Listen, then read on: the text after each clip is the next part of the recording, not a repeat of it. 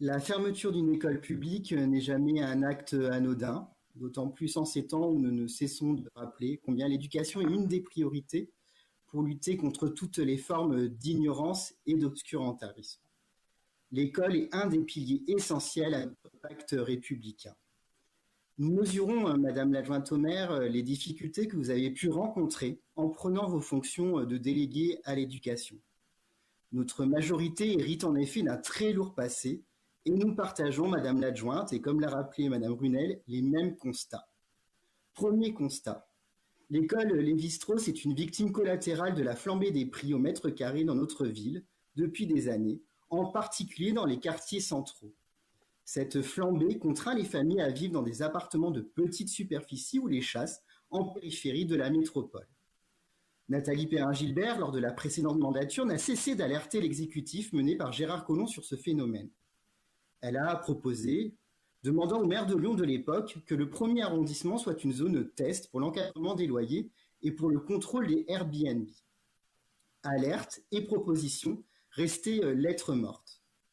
Dans la même logique, Nathalie Perrin-Gilbert et Laurence Beaufet, élus du premier arrondissement et aujourd'hui vice-présidente de notre métropole, se sont opposés avec persévérance, avec constance, à la politique urbaine de gentrification et de sape de la mixité sociale à l'échelle de l'arrondissement.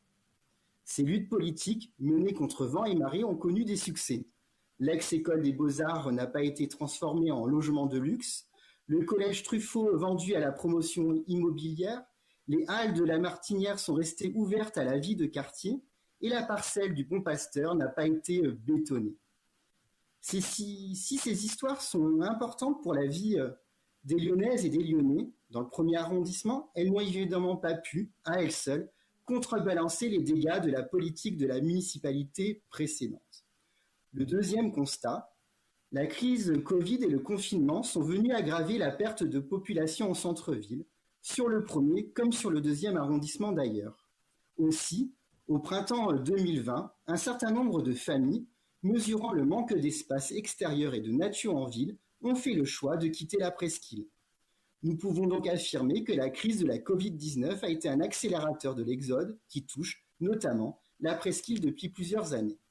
L'école Lévi-Strauss est donc une victime collatérale d'années de construction d'une ville toujours plus minérale avec des îlots de chaleur, de véritables étouffoirs. Troisième constat.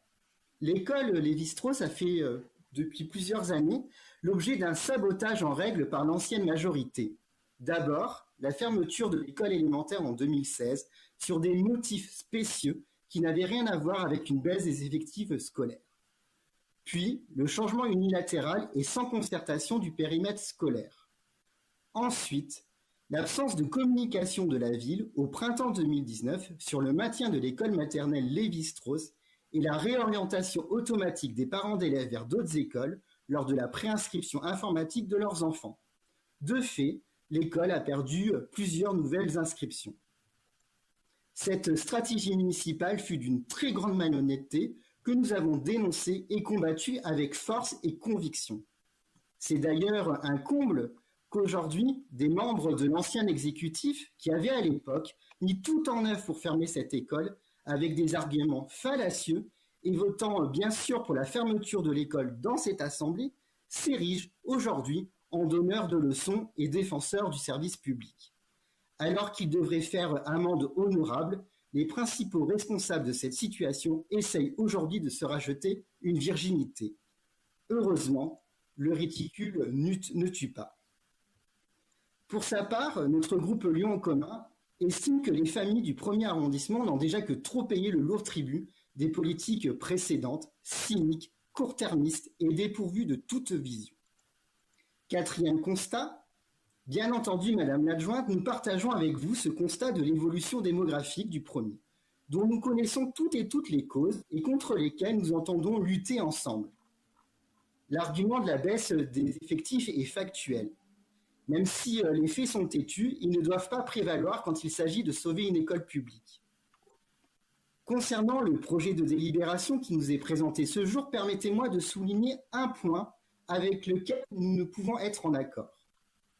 Comme vous l'avez dit, Pour la prochaine rentrée scolaire, les enfants seront réorientés vers les écoles dites de proximité. Michel Servet, Robert Doisneau et Lamartine. Alors oui, sous Mappy, Google Maps, les écoles sont à proximité. Mais si nous appréhendons les distances à hauteur d'enfants, il faut se représenter que les trajets entre maison et école prendront de 20 à 40 minutes pour les anciens élèves de Lévi-Strauss. Alors, face à la logique arithmétique du rectorat, qui ne s'embarrasse pas de ce type de considération, il nous appartient à nous, élus, d'être à l'écoute du bien-être des enfants de nos quartiers. Et nous pensons que la véritable école de proximité dans ce quartier est bien Lévi-Strauss. Alors, dès octobre 2020, Lyon en commun a émis plusieurs propositions lorsque le cas de cette école a été présenté en mairie du premier, alors que nous ne connaissions pas encore à l'époque les évolutions des effectifs scolaires. Des propositions d'expérimentation autour d'accueil des enfants de 2 ans ou d'enfants connaissant des difficultés d'adaptation et d'apprentissage, des expérimentations qui auraient pu être utiles à des familles venant de plusieurs arrondissements de notre ville. Nous n'en demandons pas l'exclusivité pour le premier arrondissement. Nous avons aussi proposé une large concertation avec toutes les parties prenantes, parents, enseignants, personnel de la ville, élus des 2 arrondissements concernés, Éducation nationale, fédération de parents d'élèves, conseil de quartier Bas-des-Pentes et Presqu'île, comité d'intérêt local Presqu'île et les associations de commerçants. Nous avons émis le vœu d'un moratoire sur le projet de fermeture de cette école, le temps que les effets positifs de nos politiques éducatives et urbaines se fassent ressentir. Alors, si nous pouvons comprendre que la situation était délicate pour notre exécutif, nous ne pouvons, pour notre part, adopter la position du renoncement et accepter les arguments sans âme de l'éducation nationale. Ce n'est pas l'ADN de Lyon en commun. Nous voulons, d'autre part, insister sur le caractère irrévocable de la suppression de cette école. Nous le savons bien, l'histoire nous le prouve. Lorsqu'une école ferme, elle ne rouvre jamais. Retenons bien les leçons de l'histoire et gardons bien en mémoire les conséquences sur le quartier de la fermeture de l'école primaire d'Ailé dans le 2e arrondissement. Nous pensons que la fermeture de l'école Lévi-Strauss aura exactement les mêmes conséquences et viendra encore renforcer ce phénomène de désertification de cette partie de la presqu'île. Elle aura des conséquences à terme sur l'installation de nouvelles familles, notamment à revenus modestes, sur la pérennisation du commerce de proximité, sur la vie de quartier en général. Quelle que soit la physionomie d'un territoire, l'école permet de tisser des liens entre habitants et de favoriser la cohésion sociale.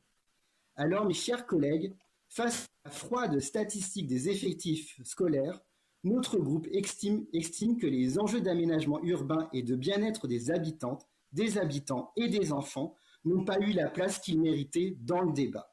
C'est pourquoi les élus de Lyon en commun voteront contre cette fermeture de l'école Lévi-Strauss et demandons également un scrutin public.